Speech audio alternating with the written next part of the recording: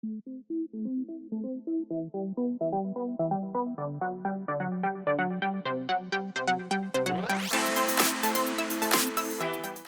everybody, this is Graeme, and today I'm going to be looking at a game called Pyramido. Now the theme in this one is, well, it's interesting to say the least. The pharaoh Medo wants a pyramid to be built for himself that will surpass his father's, the late pharaoh Mino.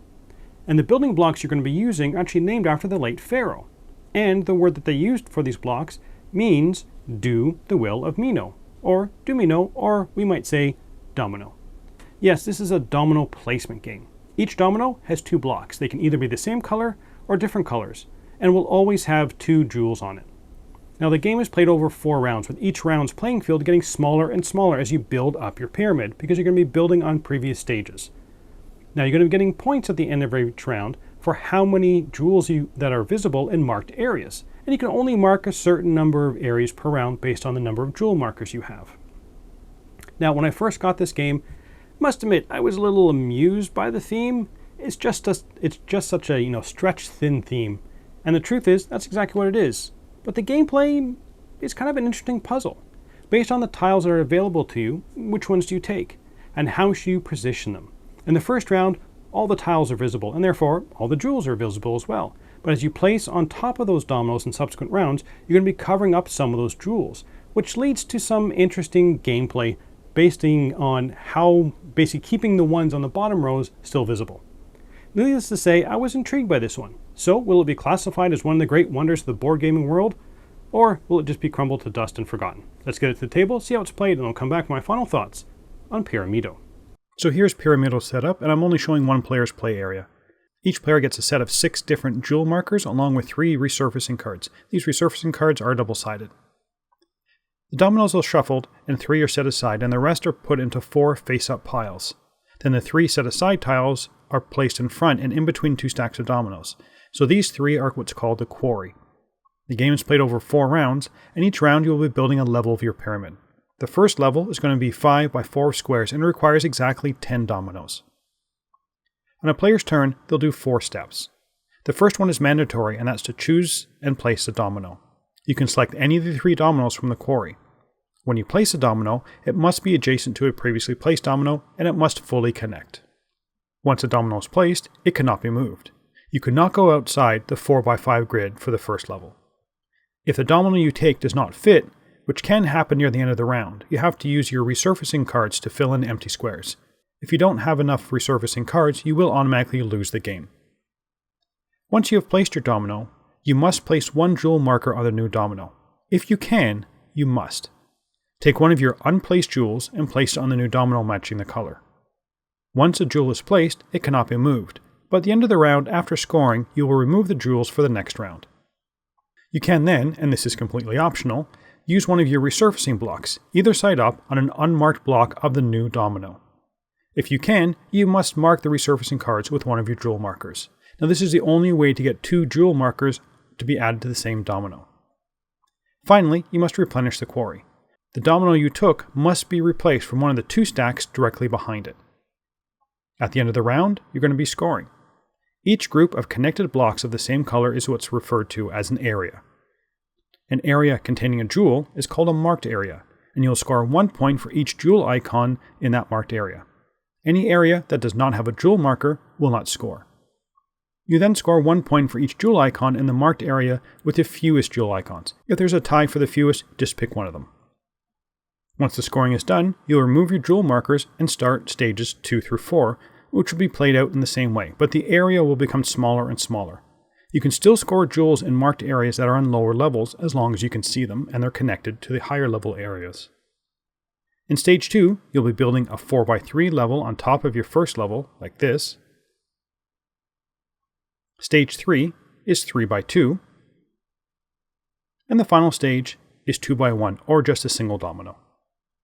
At the end of 4 rounds, add up the scores from the previous rounds, and the player with the most points is the winner. Let's get back to see what I thought about Pyramido. On to theme components. As I said in the intro, the theme for this one is a little weird with that whole do-mino. It's kind of a groan-worthy joke the first time I read it, but the idea of building up pyramids using different blocks makes some sense.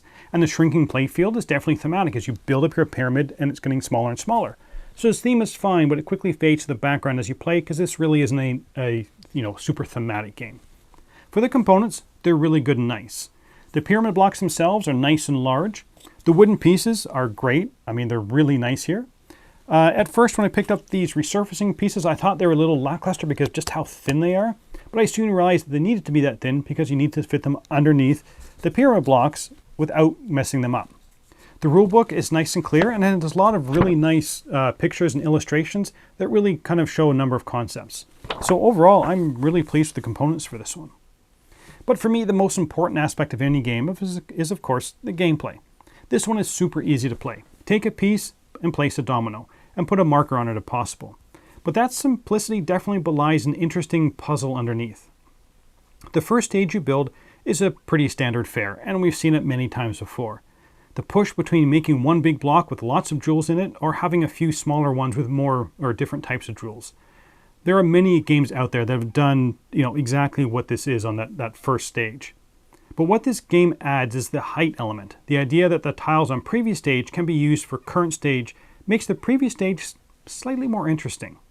Not only are you playing in the current stage, but you're looking at the possibility of using those tiles later on and realizing that having jewels along the outer edges of a stage is very, very important because you can hopefully use those in the current stage.